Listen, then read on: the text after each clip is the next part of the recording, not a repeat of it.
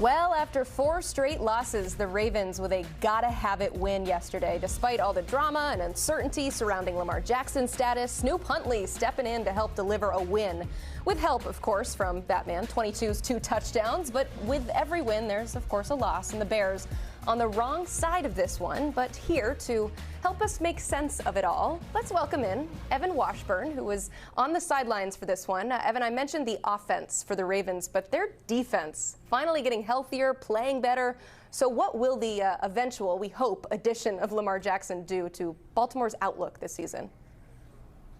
Well, I think the hope is, Emily, that it kind of brings this thing full circle. And at 1-5, things looked about as bleak as they could. And it's the power of one win in terms of the hope for what this team can do. Can they get on a run? And the defense, I think, in the game against the Bears showed that when healthy and when on the same page and with everybody deployed in their proper positions, can be maybe not a top 5, even a top 10 unit, but one that can be a difference maker in a game. And they made the play when they needed to. The Nate Wiggins pick, I think, was the game changer there late in the second half. And then if they get Lamar back, when they get Lamar back, he can do the special things offensively that then lifts this team back into the conversation as one of the better teams in the AFC. Still a long way to go, but you could feel it in that building, Emily. You've been on those sidelines before. The sense of relief for that team to finally be able to get a win, to play clean ball, especially offensively, no turnovers, and then defensively, not allow the big play, got after the passer a little bit, and just showed that physical, rugged style that people equate with Baltimore. Yeah, not just a win in terms of the standings, but a win in terms of that locker room, just to feel better. But as you said, it's a long road ahead. Literally, a 3-game road trip starts Thursday night at Miami. The sophomore season, though, on the other side of things, seeing some growing pains for Caleb Williams. I mean, 4 straight victories before this were all very impressive. But from your vantage point on the sidelines, what happened to him this Sunday? I think we're seeing those growing pains in real time and on a big stage, a big game. And that's just the nature of being a quarterback in this league, a young quarterback in this league. And yes, he's in his second season, Emily, but you almost have to evaluate him as a rookie because it's year 1 in this Ben Johnson system. And look, they are working well together. They found their rhythm in terms of their prep day in and day out for games on Sunday, but he is nowhere close to where he needs to be in terms of playing on time in this offense. And that was the fun part about preparing for this game, spending time with both Ben Johnson and Caleb Williams. The detail required to run a Ben Johnson offense to the level that, let's say, Jared Goff did the last couple seasons in Detroit is an immense challenge. And it's not to say Caleb Williams isn't capable of it, but right now he's not able to have command of it. So he's not playing on time, as I mentioned. There's a lack of rhythm and game flow. It's one check, it's that first progression's not there. Now I'm not sure what to do. And everything in that system has to be on time. I mean, it's exacting. And I think once you kind of get there and it clicks, it's like you've opened Pandora's box for offensive explosion, and that's what we saw in Detroit. And it's just clear that Caleb and the rest of the players in that offense, they take their ownership in this too, just aren't there. You saw it in the tail end of the first half, how they mismanaged kind of getting downfield. It forced them to have to do that, what I think they call hurricane or tornado field goal attempt that was a bit short. And then even down the stretch in the game, the way they lost so much time on the clock when they were trying to claw their way back in the fourth quarter. So as fun and as exciting as it was to see this team at 4-2 playing the way they played defensively, this offense has a long way to go for them to be a real threat there in the NFC. I love that you called it almost another rookie season for him with the play caller in Ben Johnson. But could there have been something more from Ben Johnson to do to put him in more advantageous positions? I mean, how much blame is on the play caller to put Caleb Williams in those better situations?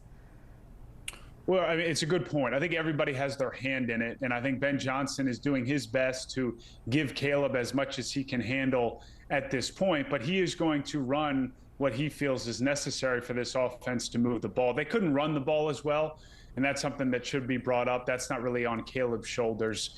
And that's a credit to that Baltimore defense that we started off talking about, because really what's been the engine of this offense outside of what they've leaned on in terms of the defense taking the ball away during the 4-game win streak was what they'd done in the run game with DeAndre Swift leading the way. And they couldn't really get that going after the first couple of drives yesterday. So that's a big part of it as well. Look, I think they're in stage one. And even Ben Johnson mentioned this to us, that they're going to go into this offseason with so much evidence and video and tape and things to break down, where he feels like in year 2, things are going to slow down for everybody. But the reality of this league, Emily, as you know, is that people don't want to hear about year 2, year 3, especially fans in Chicago who are starved for some winning football. They want it right now. And so that leads to some of the tension. Yeah, it's easy for you and I to say, patience, they'll figure this out, but don't tell that to your local Bears fan. They don't want to hear it. Ultimately, this is the Empty the Notebook segment. So as we're talking about the other quarterback in that game, Snoop Huntley, I hear you have a great story on him.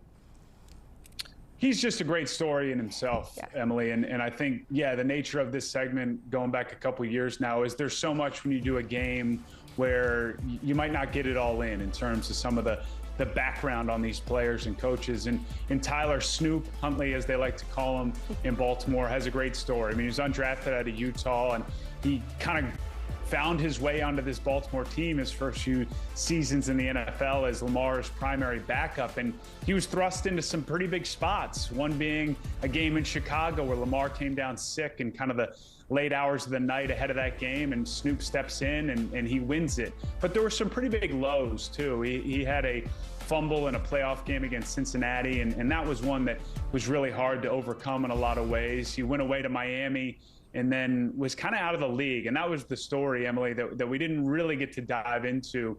Last spring, he wasn't on a roster during that OTA period, mini camps. And he told us for the first time in his career, he sat on his couch and he watched some of his old NFL games, because up to that point, he was just kind of living in the moment, not really worrying about what he'd done. And it was one of those times where the appreciation for what he'd been able to do and what he really wanted to do again hit him. He watched a game against the Green Bay Packers, his second start in the NFL when he was with the Ravens late in the season, and he had a big game, and the Packers ended up winning, but Aaron Rodgers comes up to him post-game and says, "We had to keep the ball away from you." And that's something that Tyler Huntley, a guy who's still young in his career, 6th season in the NFL, like that stuck with him. And he carried that into the summer. And he lent some perspective to this at the podium yesterday, talking about how he reached out to John Harbaugh during that August period of the season where he was on and off rosters in Cleveland and coming off the season in Miami. And then to have that moment, I think that's the full circle. It might end this Sunday if Lamar comes back Thursday for this team. But I think what Tyler has proven is that he can be a stable, capable backup, whether it's for the Ravens or any other team in the NFL, with the way he performed in that game against Chicago yesterday. I love it. I feel like backup quarterbacks always have the coolest stories. Evan Washburn, thank you for bringing that one to our attention.